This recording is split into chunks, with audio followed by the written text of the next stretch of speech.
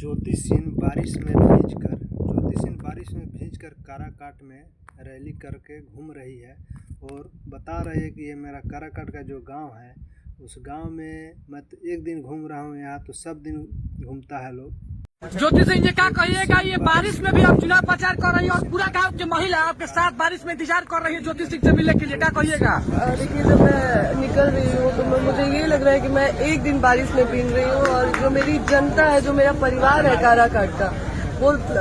रोज इस परेशानी से जूझ रही है।